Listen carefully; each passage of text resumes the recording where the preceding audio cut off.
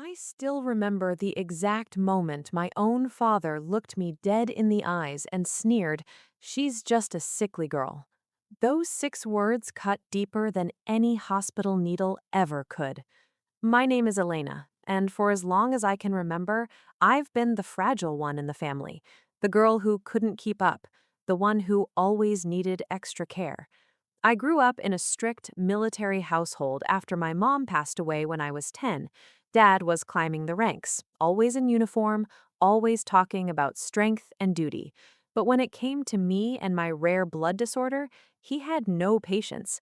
My body destroys its own red blood cells. Transfusions kept me alive, but they were never easy. Every time I got sick, Dad would sigh, roll his eyes, and say the same thing under his breath. "She's just sickly, always has been." He never came to appointments, he never held my hand during the long nights hooked up to machines, he just distanced himself. By the time I turned 24, everything fell apart. I woke up one morning gasping for air, my lips blue, my vision blurring. The doctors rushed me into emergency surgery. My blood levels had crashed so low they said I wouldn't survive the night without a massive transfusion of a very rare type, AB negative with a specific antibody match. They put out an urgent call. Family was the first hope. I lay there in that cold hospital bed, heart pounding, when Dad finally walked in. I reached for his hand, voice shaking. "Dad, they need someone with my exact blood type. You're the closest match they have on record. Please." He pulled his hand away like I'd burned him, his face twisted into that familiar, disgusted look. "Elena, come on. You're just a sickly girl. You've been draining this family for years. I have a wife now, 2 healthy stepkids who don't need me playing hero every time you have a crisis. I can't keep putting my life on hold for you." His voice was low, sharp, final. Then he turned and walked out. The door clicked shut behind him, and I broke. Tears streamed down my face while monitors beeped around me. I felt completely abandoned by the one person who was supposed to protect me. But what I didn't know that day was that help was already on its way from the last person on Earth I ever expected. The next 48 hours were pure hell. I drifted in and out of consciousness while nurses whispered about how slim my chances were. My phone kept lighting up with messages from Dad's new wife. "He's under a lot of stress at work. Don't make this harder on him." Stress? I was fighting for my life, and all he cared about was his image and his perfect new family. I kept replaying every betrayal in my head.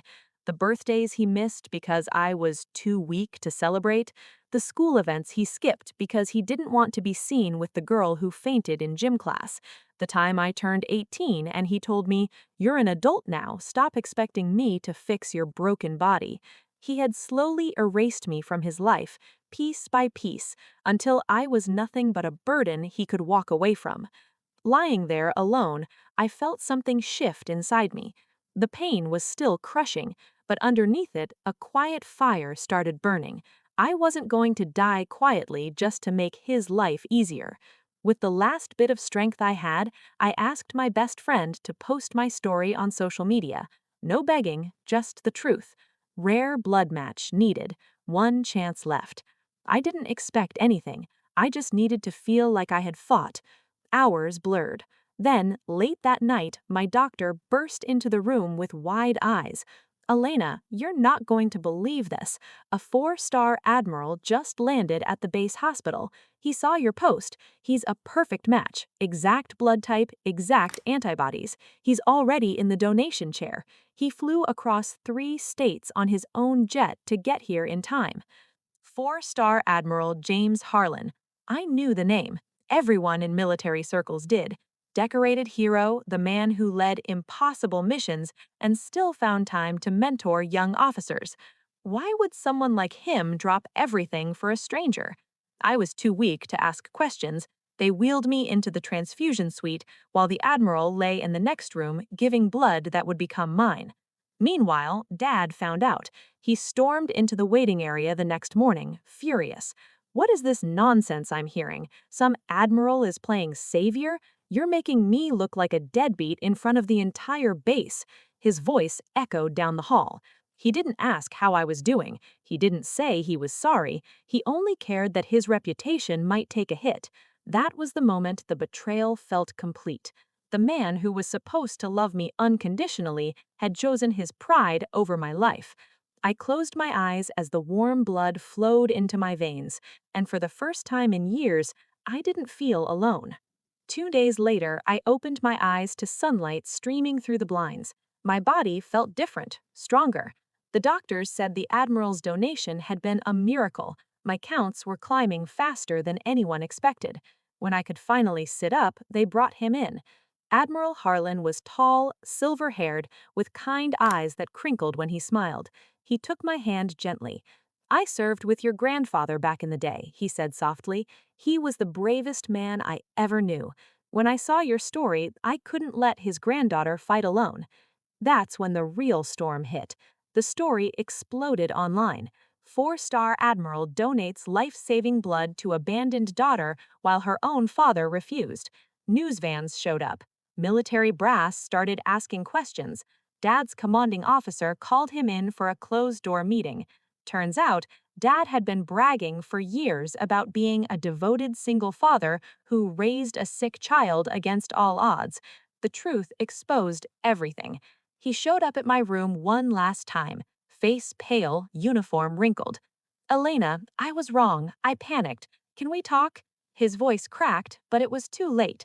I looked him straight in the same eyes that had sneered at me so many times, and I said, "You didn't just walk out on me that night, Dad. You walked out years ago.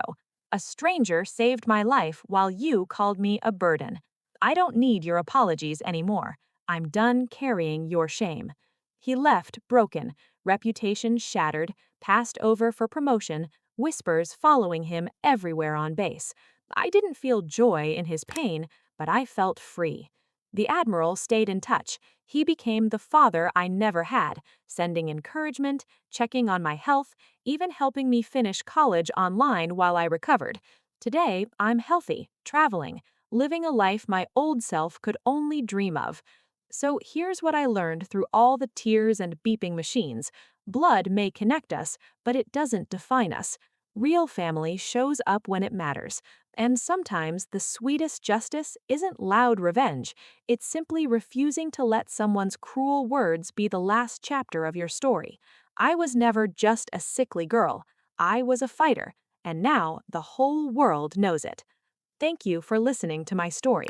If you've ever been called weak or unworthy by the people who were supposed to love you, remember this: the right person will see your worth, and sometimes they'll even give their own blood to prove it.